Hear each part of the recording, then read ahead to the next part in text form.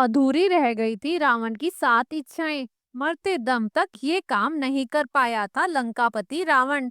रावण के मरने के बाद उसके शरीर का क्या हुआ? क्या श्रीलंका के जंगल में आज भी सुरक्षित है उसका शरीर? दोस्तों, क्या आपने कभी सोचा है अगर रावण के 7 अधूरे सपने पूरे हो जाते तो क्या होता? रावण हजारों साल जिया, फिर भी रावण की इच्छा अधूरी क्यों रह गई? उसकी कुछ लालसाएं तो बड़ी ही अजीब थी। अगर पूरी हो जाती तो क्या होता? आज धरती पर जिस चीज के लिए हाहाकार मचा हुआ है, रावण उस वक्त ही उस चीज का निदान करना चाहता था, लेकिन वह नहीं कर सका। लंकापति रावण यानी दशानन भले ही राक्षस कुल से थे, लेकिन वह एक महान शिव भक्त और युद्ध कौशल योद्धा थे। उसकी इच्छाओं व कार्यों का असर न केवल रामायण में बल्कि भारतीय साहित्य संस्कृति पर भी गहरा पड़ा है। रावण का जीवन भगवान शिव के प्रति अत्यधिक भक्ति से जुड़ा हुआ था। उसने भगवान शिव की कृपा प्राप्त करने के लिए कठोर तपस्या की थी। वह चाहता था कि भगवान शिव उसे अपार शक्ति और अमरता का आशीर्वाद दे। हालांकि रावण की यह इच्छा अधूरी रह गई, क्योंकि भगवान शिव ने उसे शक्ति तो दी, लेकिन अमरता का आशीर्वाद नहीं दिया। रावण एक दूरदर्शी और एक बड़ा ही प्रतिभाशाली विद्वान था।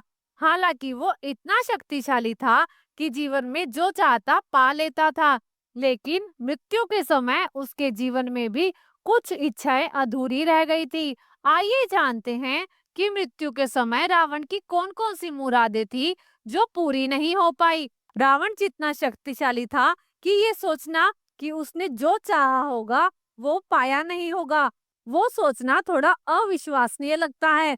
लेकिन यह सच है कि रावण की कुछ इच्छाएं ऐसी थी जिसे पाने की उसे बहुत लालसा थी, लेकिन वो इच्छाएं अधूरी रह गई और मरते दम तक वो उसे नहीं पा सका।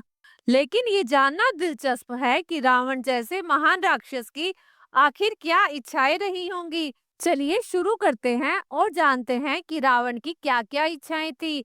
रावण की पहली इच्छा थी अजेयता और अमरता की इच्छा। रावण जिस युग का महान राक्षस था, उस युग में कई शक्तिशाली योद्धाओं को अमरता का वरदान चाहिए होता था और वो उसके लिए कठिन तपस्या भी करते थे। रावण की भी सबसे बड़ी इच्छा थी अमरता को प्राप्त करना। रावण ने ब्रह्मा से यह वरदान भी प्राप्त किया था कि वो देवताओं, राक्षसों और अन्य प्राणियों से ना मारा जा सके, लेकिन वो मनुष्य को भूल गया था। मनुष्य को तुच्छ समझना उसकी सबसे बड़ी गलती रही, क्योंकि एक मनुष्य यानी भगवान राम के हाथों उसकी मृत्यु हो गई। रावण की दूसरी इच्छा थी स्वर्ग की सीढ़ी।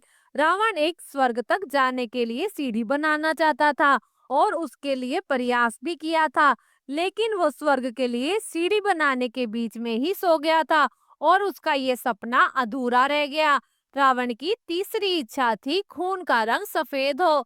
रावण ने कई लड़ाइयां लड़ी और उसने बहुत सारा खून बहाया था, इसलिए उसके मन में इच्छा थी कि खून का रंग सफेद होना चाहिए, ताकि जब खून बहे तो कोई भी खून को देखकर विचलित ना हो सके। रावण की चौथी इच्छा थी विश्व विजय की महत्वाकांक्षा।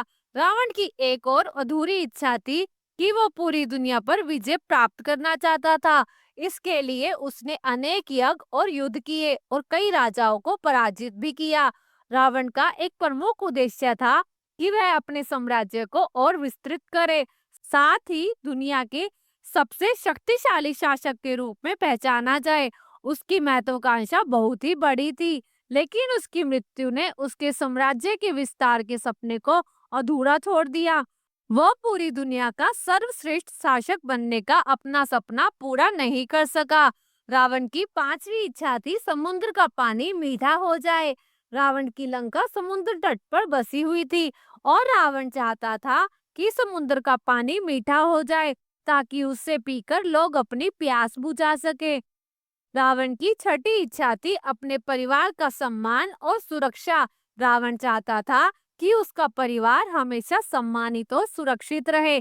उसने अपनी बहन शोभना और अन्य रिश्तेदारों के प्रति जिम्मेदारियों को निभाने की कोशिश की।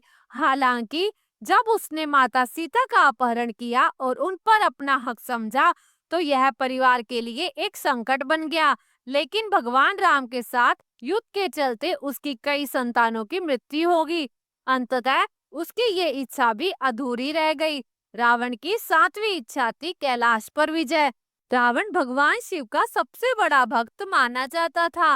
रावण भगवान शिव व उनके निवास स्थान कैलाश को अपने साथ लंका ले जाना चाहता था, लेकिन भगवान श्री कृष्ण ने इस इच्छा को भी पूरा नहीं होने दिया और रावण की इस इच्छा को अस्वीकार कर दिया गया। रावण की अंतिम इच्छा थी अयोध्या पर विजय प्राप्त करना। रावण की इच्छा थी वह भगवान राम और उनके परिवार से बदला लेकर अयोध्या पर विजय प्राप्त करे। उसकी योजना थी कि वह राम की मृत्यु के बाद अयोध्या का शासक बने, लेकिन राम के हाथों मृत्यु ने उसकी इस इच्छा शक्ति को अधूरा छोड़ दिया।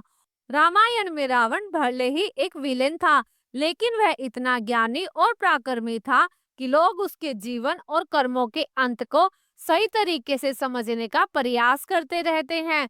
कई लोगों को तो यह जानने की बेहद उत्सुकता रहती है कि रावण के मरने के बाद उसके शरीर का क्या हुआ, या फिर मरने के बाद रावण की आत्मा कौन से लोक में गई होगी।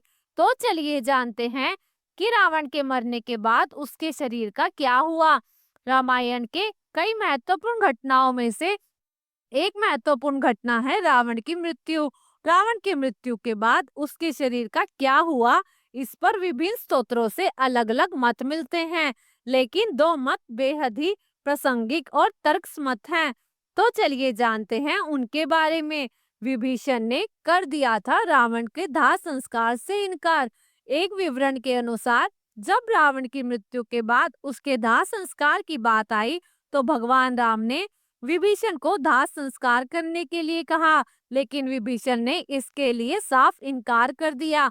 उसका कहना था कि रावण एक पापी और दुराचारी था और वह ऐसे व्यक्ति का ना तो दाह संस्कार अपने हाथों से करना चाहता है और ना ही शास्त्रों के अनुसार वह उसके लिए विवश है। फिर भगवान राम ने विभीषण को समझाया कि रावण की मृत्यु के साथ ही उसके सभी पाप समाप्त हो जाते हैं।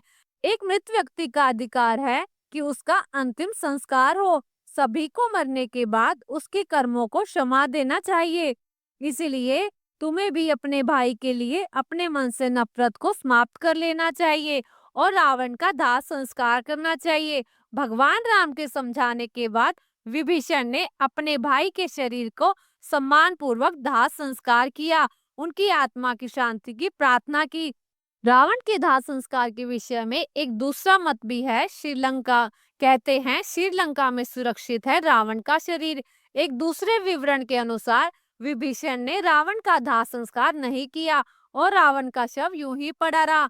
मान्यता के अनुसार इसके बाद रावण के शव को नागलोक के लोग अपने साथ लेकर चले गए, क्योंकि उनका विश्वास था कि रावण फिर से जिंदा हो जाएगा। इसलिए उन्होंने रावण के शव को मम्मी बना दिया ताकि वह हजारों सालों तक सुरक्षित रहे। श्रीलंका के इंटरनेशनल रामायण रिसर्च सेंटर के मुताबिक 18 फीट लंबे और 5 फीट चौड़े ताबूत में रावण का शव रखा गया है। उनका मानना है कि इस ताबूत के नीचे रावण का बेशकीमती खजाना है और इस खजाने की रखवाली भयंकर नाग और कई खूंखार जानवर करते हैं।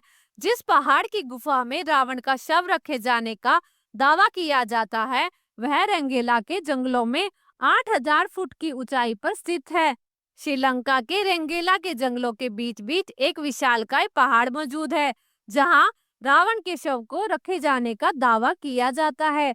चलिए, मरने के बाद रावण की आत्मा किस लोक में गई?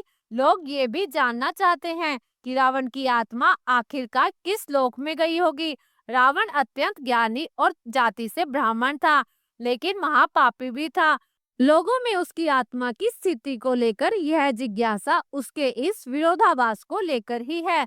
रावण के पाप को देखकर अक्सर लोग समझते हैं कि वह नरक में गया होगा, लेकिन कई स्तोत्र यह बतलाते हैं कि जब रावण का संहार किया गया तो उसने 3 बार भगवान राम का नाम लिया था। भगवान राम का नाम लेने और उनके द्वारा वध किए जाने के कारण रावण की आत्मा को मोक्ष मिल गया था। दोस्तों, उम्मीद है आपको ये जानकारी पसंद आई होगी। अगर आपको वीडियो पसंद आया तो वीडियो को लाइक जरूर करें और ऐसी ही कथाओं को सुनने के लिए हमारे चैनल को सब्सक्राइब जरूर करें। धन्यवाद। जय श्री राम।